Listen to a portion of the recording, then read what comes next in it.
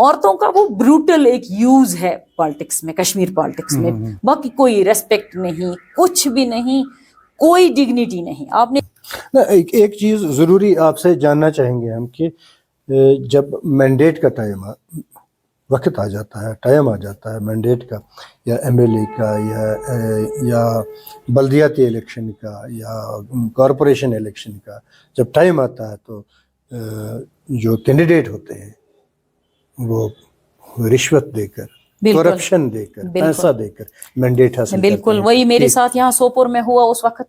بعد میں نے سنا 2-2 لاکھ دیے تھے ہر ایک کینڈیڈیٹ نے. الیکٹڈ حکومتوں نے ہی کہیں نہ کہیں بیڑا کر دیا اس کشمیر کا. جو یہ کرپشن جڑ پکڑ گئی ہے کشمیر میں. سسٹم سے ٹکر لینا بہت مشکل ہے.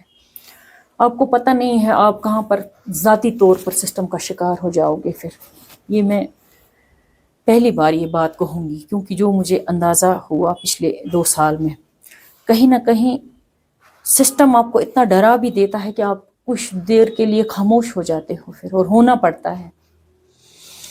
کیونکہ جب کرپٹ سیاستدان اس سسٹم کا حصہ بنتے ہیں، وہی اصل میں اس سسٹم کو خراب کرتے ہیں. مجھے نہیں، اگر جب ووٹ کی بات آتی ہے تب آپ کو ہسبینڈ بولتا ہے اس کو ووٹ ڈالنا، فلانے کو.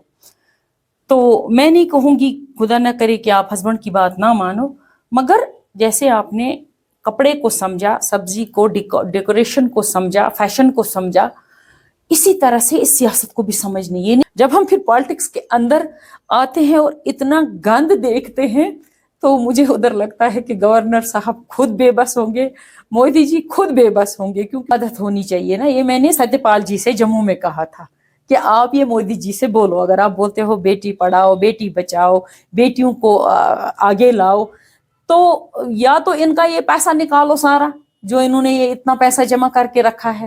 ان کا دیکھو جب یہ ایم ایل اے نہیں بنے تھے تب ان کے پاس کتنا پیسہ تھا، اور یہ اس وقت ایم ایل اے بن کے ان کے پاس اتنا پیسہ کہاں سے آیا. یا تو ہم عورتوں کو بھی آپ ایک فائنینشیل پیکیج دے دو الیکشن لڑنے کے لیے. کیا آپ سمجھتے ہیں یہ نارتھ ساؤتھ ایسٹ ویسٹ جو غلط فہمیاں پیدا کی گئی ہے سیاست میں، اس کا ذمہ دار کون ہے؟ اس کے ذمہ دار ہمارے اپنے لوگ ہیں.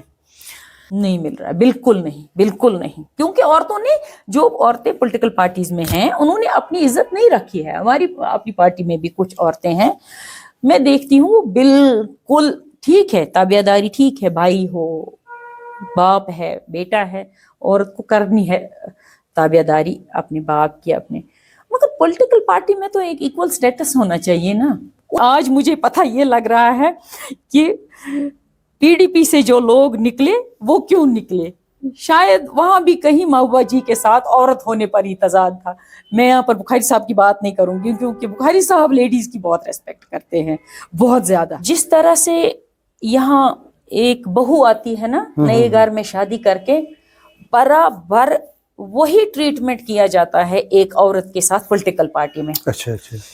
ایک بہو کی طرح اس کو ناک، جو کشمیری میں بولتے ہیں نس مچھ مز ہے تمس بہن، بات کرنے کی اجازت نہیں ہے پولیٹیکل پارٹی میں. یہاں خاص کر میں نے اپنی پارٹی میں دیکھا صرف بخاری صاحب بات کرتے ہیں،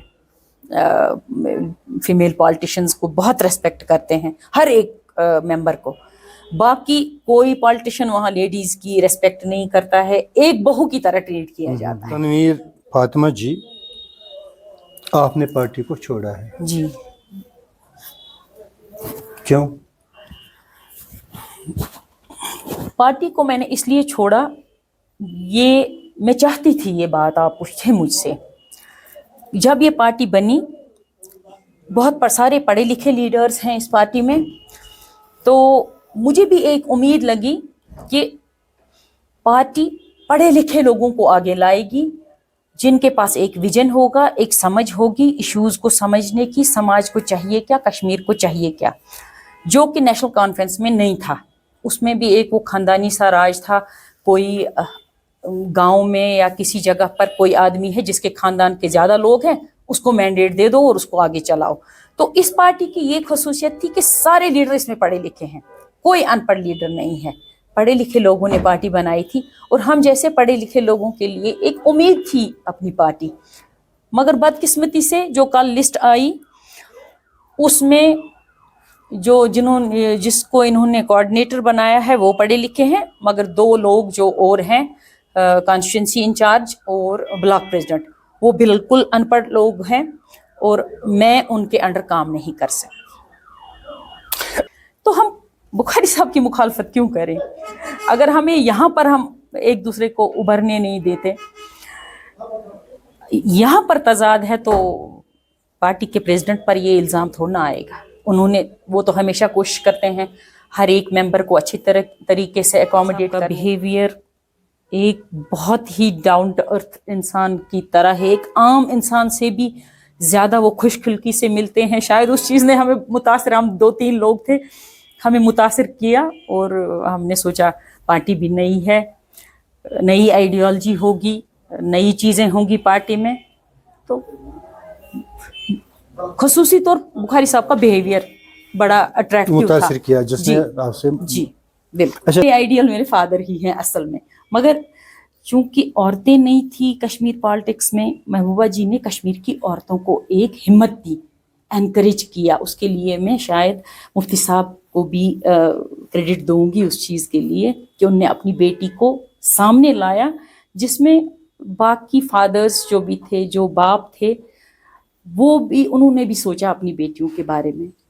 महबूबा जी को देखकर काफ़ी शौक होता था, जब वो मुफ्ती साहब के साथ चलती थी तो तभी बहुत ज़्यादा वो आता था दिल में कि बस अब तो बनना है पॉलिटिशियन। शायद महबूबा जी कहीं ना कहीं वो कश्मीरी लेडीज़ की इंस्पिरेशन भी रही हैं।